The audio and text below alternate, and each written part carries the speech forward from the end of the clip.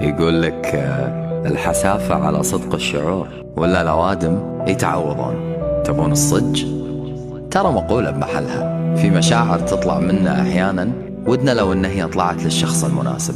وايد أريح من سالفة إن تطلع المشاعر المناسبة للشخص الغير مناسب، ولما نيجي الشخص المناسب ما يكون بقى عندنا صدق بمشاعرنا يعوض اللي طاف.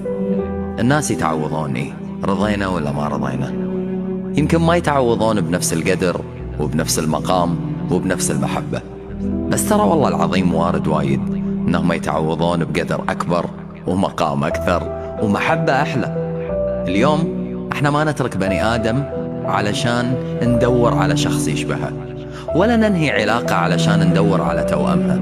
أكيد أي بني آدم لما يطلع من تجربة يبي يعيش تجربة وايد أحسن منها. فيؤسفني البني آدم اللي شايف نفسه أنه هو ما يتعوض.